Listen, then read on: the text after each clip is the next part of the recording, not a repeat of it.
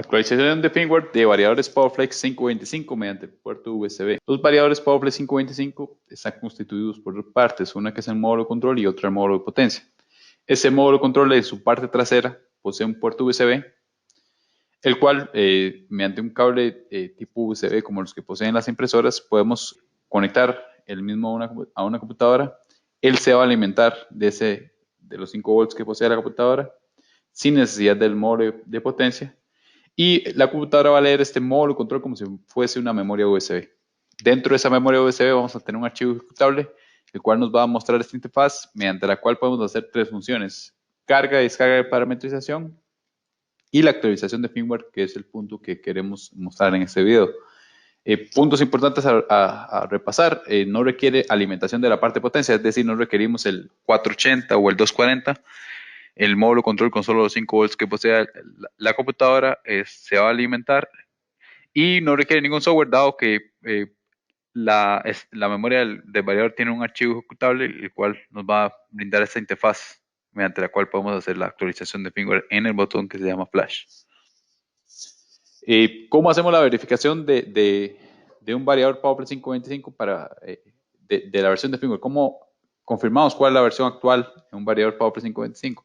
Desde display sería buscando el parámetro B029, ese nos va a indicar cuál es la versión de firmware.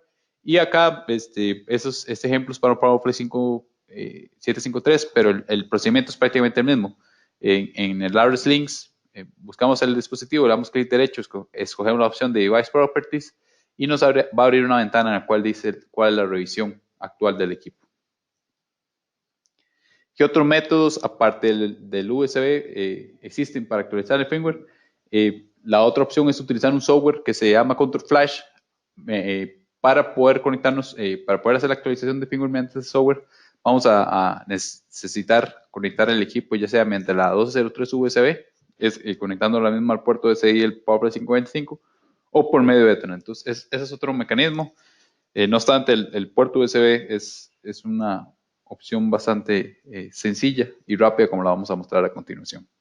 Para desacoplar el módulo control del de potencia de un variador PowerFlex 525, lo que requerimos es retirar un seguro que el posee acá en la parte superior y tirar para atrás esta pieza. Ya con esto podemos desacoplar el módulo control de potencia.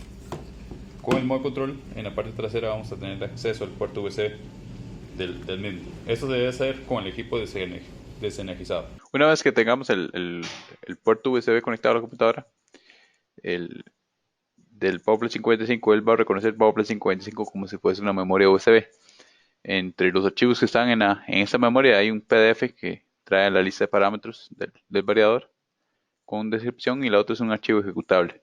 Entre las opciones vamos a tener la opción de Flash, que la opción de Flash es ajustar la versión de firmware.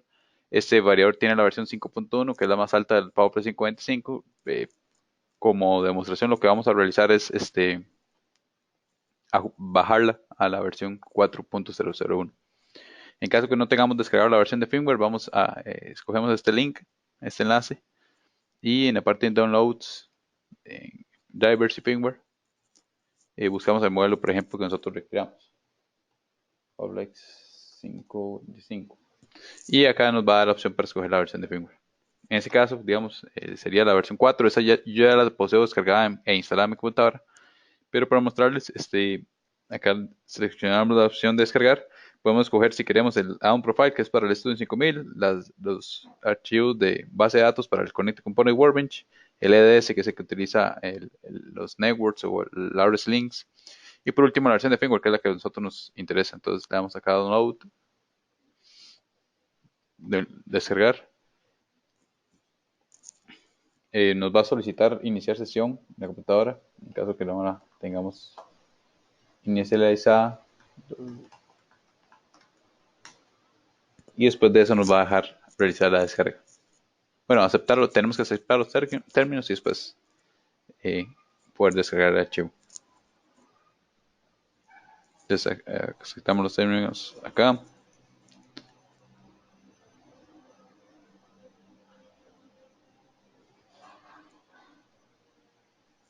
Descarga directa. Acá descargamos el archivo. El archivo va a ser un archivo ejecutable, el cual tenemos que instalar en la computadora para que funcione. para que la interfaz de USB lo reconozca.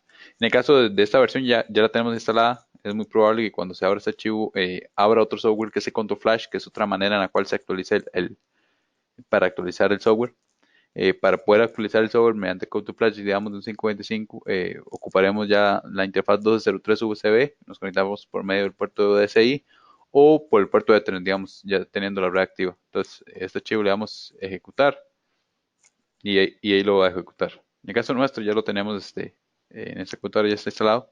Pues si yo escojo aquí la opción de Flash, ya está la versión 4 aquí predefinida. Una vez que tenemos ya la versión instalada, le damos siguiente y él va a comenzar a realizar la actualización de firmware. Esa es la opción para instalar esa opción de la versión nueva de firmware que descargamos de la página. Y por último me indica que si quiero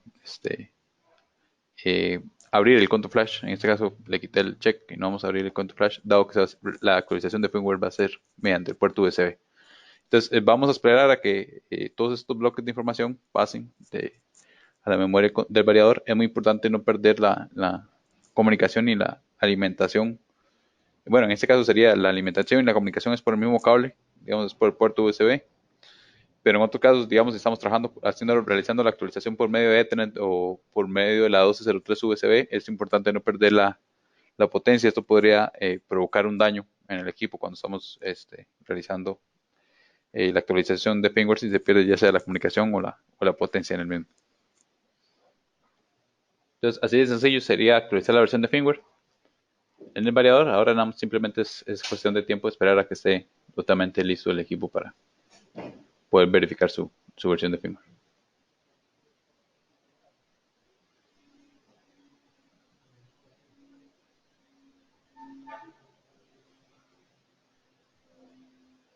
Esto por terminar, vamos a esperar un momento más.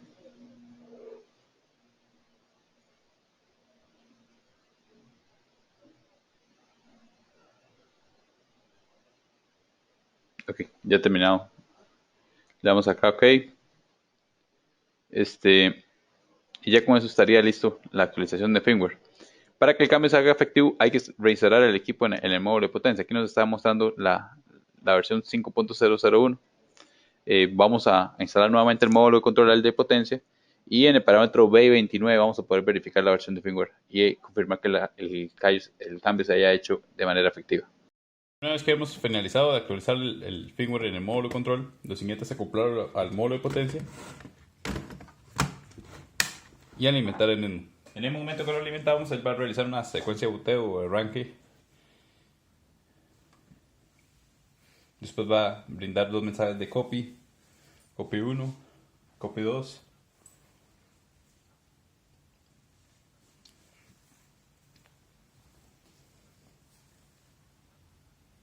Va a borrar el programa anterior y va a botear nuevamente el drive. En algunas ocasiones puede ser que haya una falla porque los números de parámetros no coinciden. Por último, aquí nos va a mostrar la versión de firmware V4001. De igual manera lo podemos confirmar en el parámetro B29 o 29. Buscamos el 9, 2, ingresamos y esa es la versión 4.001. Con esto finalizaría el proceso de actualización de firmware.